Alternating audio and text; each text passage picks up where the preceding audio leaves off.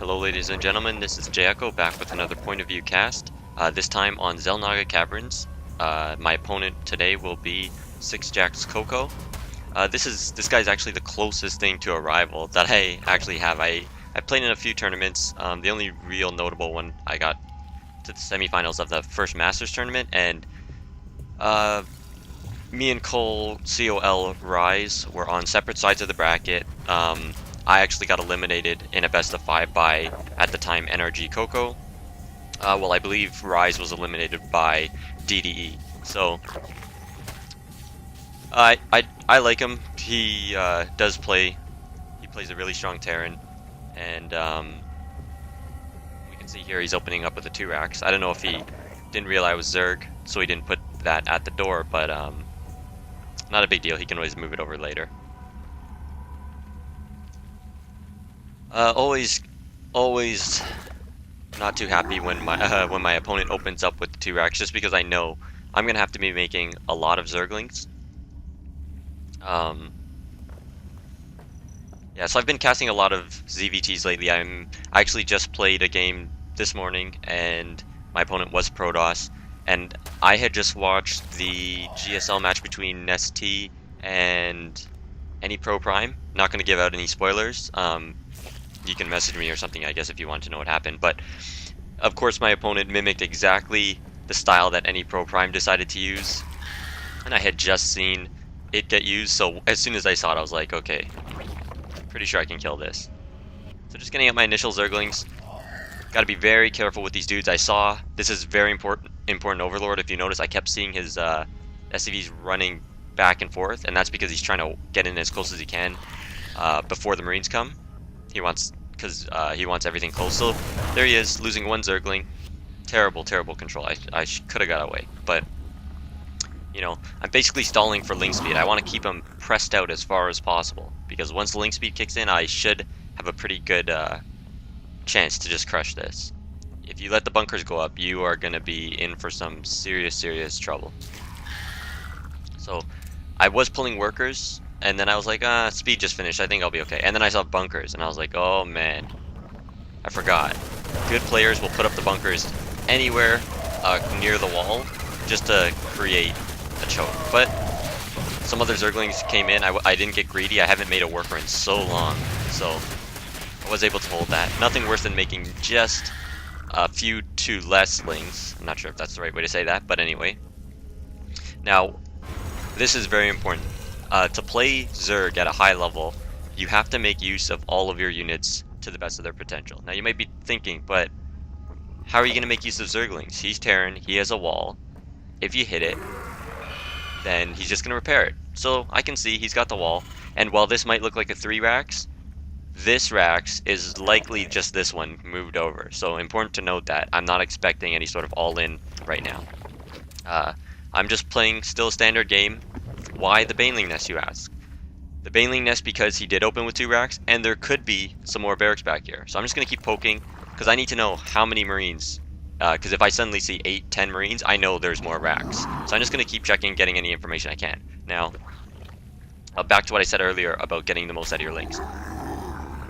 To anyone who's ever done a Baneling bust, you know that you will repeatedly poke the ramp to see what it looks like. Because if there's a barracks here and a barracks here, you're not likely to Baneling bust, because it takes a lot. I think it's like maybe 15 or something Banelings to kill a Rax instead of the 5 that it takes. So there you go. Because of my constant poking, this looks like a Baneling bust. And even better, if he scanned my main, this looks like a Baneling bust. Am I Baneling busting? No, I'm making all drones. I'm getting my lair. Now, I believe I mentioned in a past video, if a Terran stays in his base up till 8 minutes, expect something cheesy, but I did see the expansion, and I know that he is staying in here because he's waiting for the bust. I know it's a big pet peeve for a lot of Terrans to move down the ramp, and as soon as you move down the ramp, then the Baneling bust hits you. So you can see he's got a nice little defense going on here. I don't know exactly what it looks like. I'm just going to turn on the vision just for 1 second.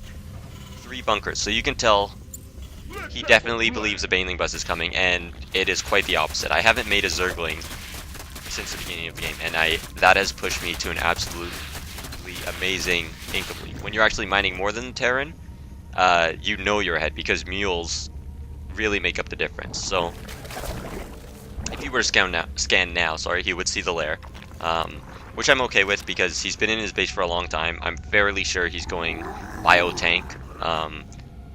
Typically, you don't fast tick to Banshees to block a Baneling bust, which is why, you know, I have the 3 queens, I have an Evo Chamber, so if Banshees were to come, you can tell I have vision everywhere. It's very unlikely path for a Banshee to go like this and kind of cut across here. So there's an SCV trying to get a scout. Very good placement by him to keep that out of the vision, and a lot of the times they'll send one over here as well. It takes a bit longer because it has to go around more. So I'm still poking, and these are the same Zerglings, and I'm seeing now an extra bunker. I know he's definitely was definitely prepping for that. So I've hit a point in my income where even if he was on 2 base, he would only be slightly ahead of me. So now, switching to the protection tab, getting my army. Just because I kept him on 1 base and have an advantage, I need to make sure now that I don't die. Really working out that creep spread. I gotta say that a lot of stuff for defending marine tank pushes, people ask me, what composition should I use, what timings?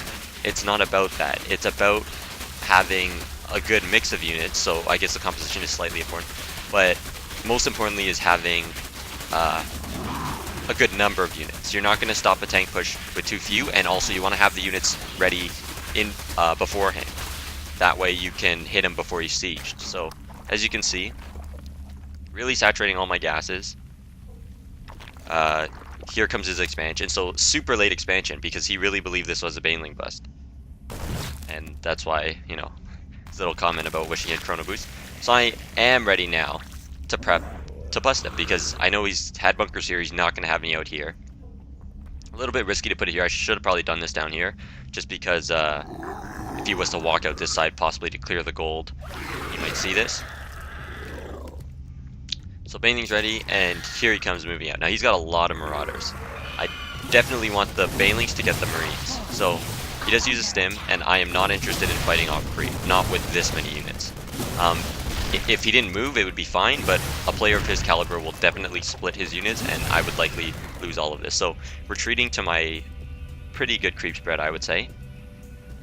I know he's got a very heavy bio composition, so throwing down that Spire at the same time I'm taking my third. I'm trying to play this still like a standard game, but keeping in my head that I am ahead by quite a bit. I stopped making workers to ensure I didn't die, and as you can see, I've got about a 15 supply lead, and 13 of that is actually workers. So at this point, you really want to keep up with your mechanical stuff. Keep up with your larva injects as best you can. I actually do this manually. I should probably start using the tab or backspace method. So just doing little pokes to see what he's doing. Bunker's telling me he's not too interested in moving out just yet, which is good for me because I'm double expanding. I am ahead, and I am just going to keep pressing that advantage. A lot of people don't know this. I should have probably done even a better job of it, but spreading your overlords is so key.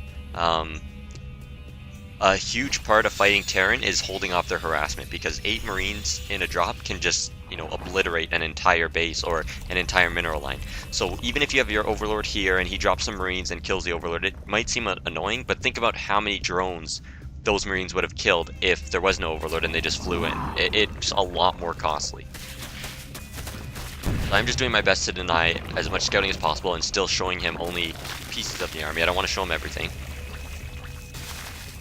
I'm working on my drone count a little bit, just want to get this gold at least slightly saturated. And at this point, I'm basically ready. Like on 4 base, I'm definitely in position to out macro a 2 base Terran. So I got the mutas, I can do a little poking and prodding, make sure nothing crazy is going on. They'll also stop me from falling behind 2 drops. And here he comes moving out. Now my creep spread, I started to slip on it. As you can see, tons of creep tumors going down. It looks like he's not going to move out. So I did decide to go, you know, kind of close to his army. I wanted to check the composition, and that is a lot of Marauders. Not so many tanks, a lot of Marauders. Now, there's a key number of Banelings where they will absolutely just start to shred the Marauders. So I just did decide, why am I engaging off creep? I don't want him to siege up and utilize the choke. So watch all these Marauders. All of them gonna die. The Marines still have to run regardless. Losing a few Mutalisks. to the mutas, or sorry, to the Marines, but that's fine with me because I can pull back. I erased the big damage hitters in his army. When the Marines are in low counts and they're left alone, I can easily pull back, checking the production tab, reinforcing with pure Zergling, because this will stop those little Marine, you know, counter pushes. And at the same time, I noticed a drop. I didn't know that could happen. I did switch myself to away this time, or biz. You know what? Yeah, there we go. So yeah, anyway, I did see that drop because of the good spread, and noticed not sending my whole army, just a couple Zerglings to tank the shots, and mutas to clean up the dropship. Medevac. Too much Starcraft win. Here's another drop, but if you notice, I haven't actually saturated here. So because he pushed me back, I'm not holding the tower at this moment, but once again, just sending, I guess, a kind of a task force to take this out, because here comes his main push. You always need to expect this type of thing. So as you can see, my army is still in position to deal with this while I clean up the drop, and gonna take out everything here. You can see I'm at a huge supply lead. I'm almost now I am double his supply. I've got 4 bases, and he actually just leaves the game right there, realizing how far behind he is. So definitely, you do have to get creative as Zerg, not so much in what units you use, because we don't have that many units.